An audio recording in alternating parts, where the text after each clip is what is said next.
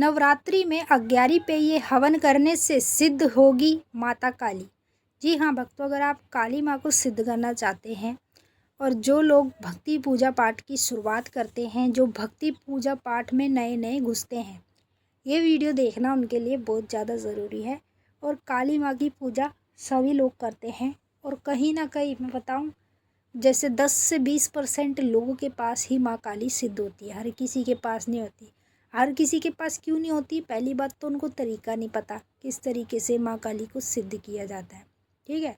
और दूसरी बात, उनका गुरु नहीं होता जो उनको बताएगा, उनको सिखाएगा कि किस तरीके से माँ काली को सिद्ध किया जाएगा।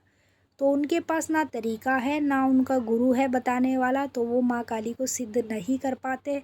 सिंपल तरीके से माँ काली की पूजा पाठ करते हैं और जैसे जैसे मंत्रों के जाप करते हैं। फिर कहते हैं कि हम माँ काली की बहुत पूजा पाठ करते हैं, लेकिन माँ हमारी सुनती नहीं है, हमारा कोई काम नहीं करती। तो जब आपने माँ काली को अपने पास सिद्ध ही नहीं किया, तो फिर माँ काली कैसे आपके काम करेगी? तो कोई भी देवी हो या फिर देवता हो, जब हम उसकी पूजा पाठ में लगते हैं तो हमें उसे सिद्ध कर लेना चाहिए तुरंत ही।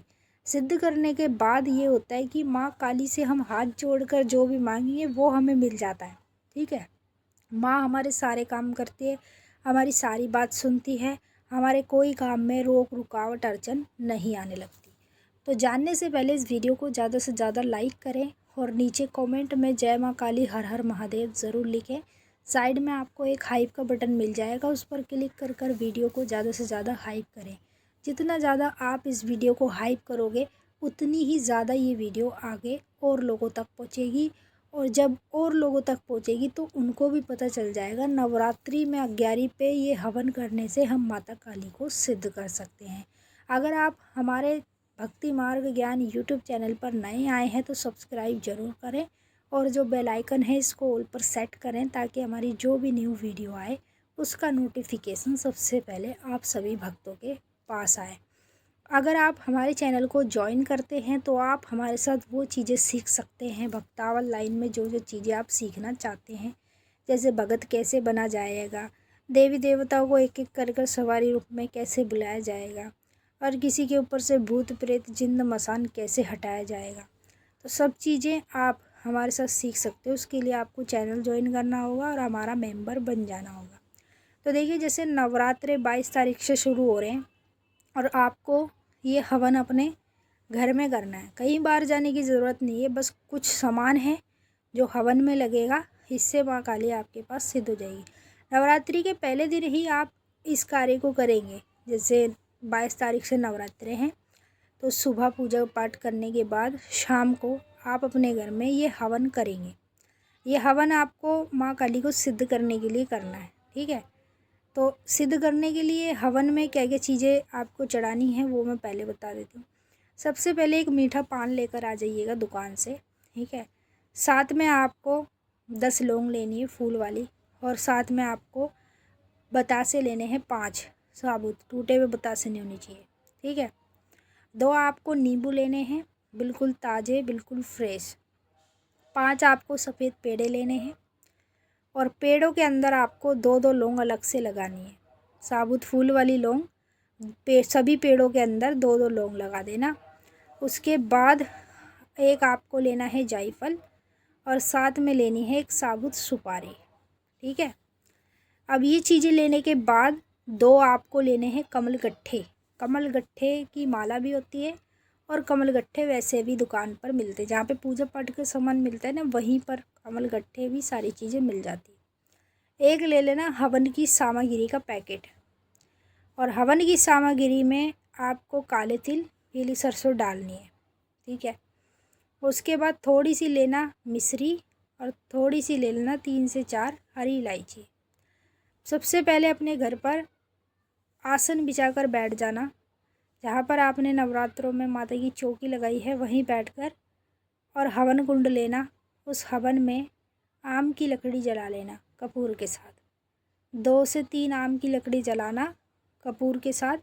जैसे आपकी लकड़ी जल जाएगी, अग्यारी आ जाएगी, तो उस पर बीच बीच में थोड़ा थोड़ा सा तेल डालते रहना, ताकि अग्यारी बनी रहे, बुझे ना, ठीक है।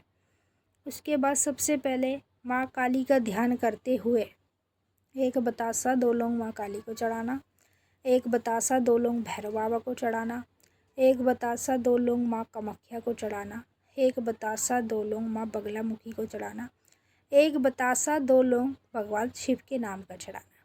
ठीक है जी। ये 5 बतासे आपने अग्यारी पर हवन में डाल देने हैं। उसके बाद मीठा पान लेना है। पान में से आपको 2 टुकड़े कर लेने तोड़कर, मतलब पूरा साबुत पान होगा ना, उसको तोड़कर 2 टुकड़े कर कर आप इसे हवन कुंड में रख देना अग्यारी पर। ठीक है।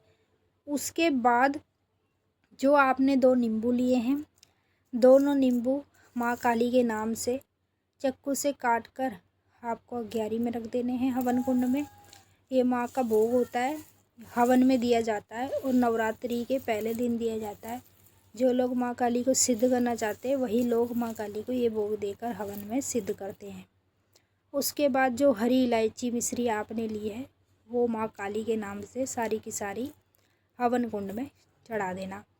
अब आपके पास बचा जायफल सुपारी, जायफल सुपारी भी माँ को हवन कुंड में चढ़ा देना।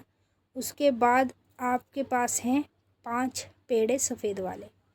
अब सफ़ेद पेड़ों में से क्या करना है, जहाँ जहाँ आपने 2-2 लौंग लगाई हैं सफ़ेद पेड़ों के अंदर, बस उसी तरफ से दोनों लौंग को मतलब निकालना नहीं, दोनों लौंग की तरफ से तोड़ देना। लौंग भी टुकड़े में आनी चाहिए और माता काली के नाम को पहला ये भोग देना। ठीक है। फिर उसके बाद दूसरे पेड़े में से लौंग की तरफ से तोड़कर बाबा भैरव को दे देना। फिर तीसरे पेड़े में से तोड़कर लौंग की तरफ से माँ कामाख्या को दे देना। जैसे जैसे आपने पहले लौंग बतासे चढ़ाए हैं माँ काली के नाम का, कामाख्या माई का, भैरव बाबा का, शिव जी का, वैसे वैसे ही आपको पेड़े लौंग की तरफ से तोड़ तोड़ कर हवन कुंड में चढ़ाने हैं। उसके बाद माँ काली का 11 बार मंत्र बोलना है। ओम जयंती मंगला काली भद्रकाली कपालिनी दुर्गा क्षमा शिवा धात्री स्वाहा सदा नमोस्तुते। ये वाला मंत्र जैसे आप 11 बार बोलोगे वैसे ही माँ काली आपके पास उसी समय पर सिद्ध हो जाएगी। और फिर उसके नेक्स्ट दिन से आप देखना, पहली चीज़ आपको ये करनी है, माँ काली से किसी भी कार्य के लिए बोलना है। जो कार्य आपका पहले ना हो रहा हो उस कार्य के लिए आप अब बोलना माँ से, और 100% मैं लिख कर देती हूँ माँ आपका कार्य करेगी, क्योंकि आपने माँ को सिद्ध कर लिया है।